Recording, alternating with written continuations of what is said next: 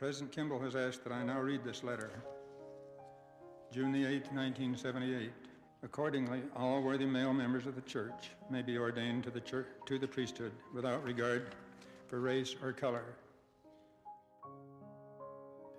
I know that the revelation that he received happened at that time because Heavenly Father wanted to hasten his work, and he wanted to show his love for all of his children, and he wanted to give all of his children all of the blessings that he has for them.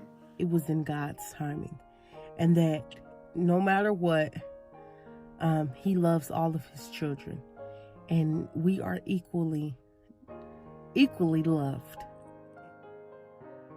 I remember the day that they announced that worthy black men could receive the priesthood.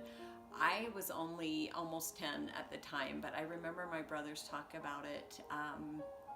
And I remember my brother, Kevin, he actually was talking about how he could accept that fully and that it was definitely from God. And it was, I believe, just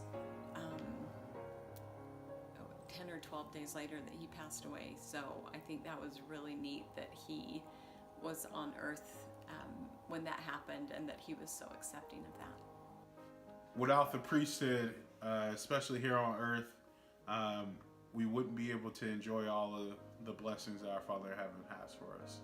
And I was able to use the priesthood while on my mission to serve, to teach, to bless and uplift people that didn't necessarily know much about Christ. Being married to my wife, without the priesthood keys, we wouldn't have been able to be sealed in the temple. We of the First Presidency and the Council of the 12 Apostles now issue a proclamation to the Church and to the world as a declaration and reaffirmation of standards, doctrines, and practices relative to the family, which the prophets, seers, and revelators of this church have repeatedly stated throughout its history. I think it came just in time, like just before we really needed it.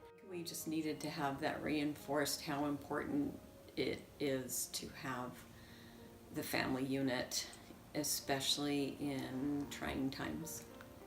And just like within the span of just a few short years, it's just like our world has just changed a lot, and it's become really, really comforting to have all those truths documented and to be able to have those as our doctrine and be able to review them and to know that they come from prophets and that this is what is true.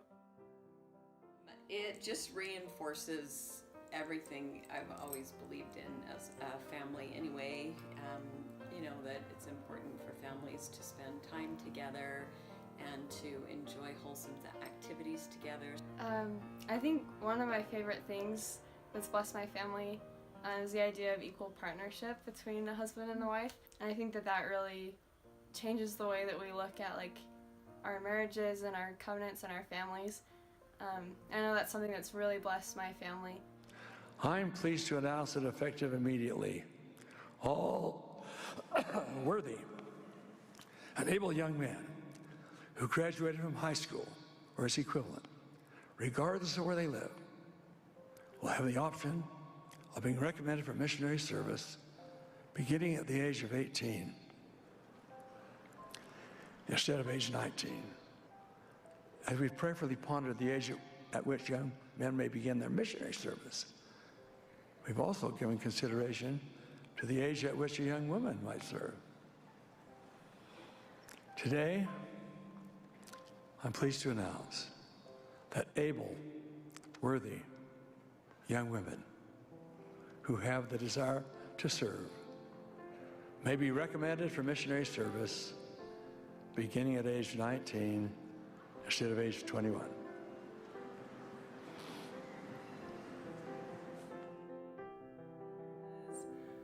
2 weeks earlier, I had received revelation that I was supposed to go on a mission, And as I previously said, that would mean that the man of my dreams was probably not going to be my husband, or he would just have to wait a long time, and that would have been hard. So when I found out, I was just excited that I was going to be able to do it sooner, and I just felt like that was God's plan, and it just made a lot more sense. Joseph Smith once said that he's never received any revelation that he hasn't asked for. I think Thomas S. Monson was seeking for ways to hasten the work of the Lord, and in asking of how he could do that, the Lord revealed that the age change could happen. I think it really sort of affected the course of my life, especially near the end of high schooling years. Just the dedication and the perspective that I had that I was preparing for something right after high school. Yeah, so I woke up late and I missed the announcement, and I was just listening to conference just innocently, and I had 3 people text me within 5 minutes about the age change. My dad, who knew I wanted to go, and my now mother-in-law, who I don't know what she knew about whether I wanted to go, but just offered to help support me if I decided to, and someone else that also just asked if I'd seen it, and so I quickly rewinded and watched it, and I just was crying, and I was just very excited, and I ran up and told my mom, and she was like, "You're not going, are you?" I think it really changed my whole thoughts on what my path would look like, of what God wanted me to accomplish, the time frame that He would have me accomplish it in. I think specifically in the mission, just recognizing the people that I served with, their examples, the way that they changed and shaped me. I realized if I had served a year later, I wouldn't have had them in my life. I wouldn't have had the relationships I had, and I wouldn't have met the people that God had guided me to meet.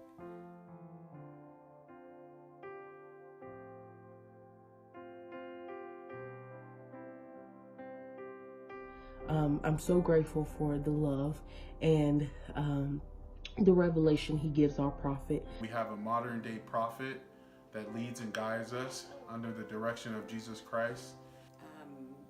I am grateful that we live in an age that we still have revelation. It's so important to put our faith and our trust in what they say.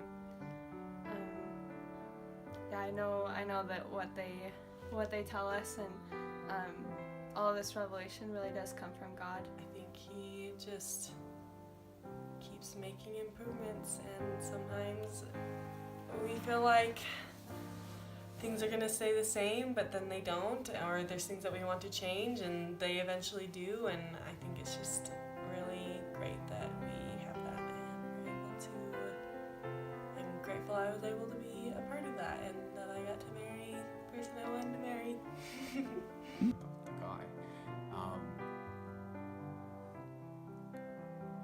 I think we see it almost every single general conference whenever we receive a admonition or an exhortation from the prophets or apostles, that when we really apply those principles, the blessings they promise are so prevalent and so noticeable just in our lives. I really know that it's only because the windows of heaven are open that we can receive that guidance, that can put us right where God needs us, can really secure for us the blessings He wants to give us.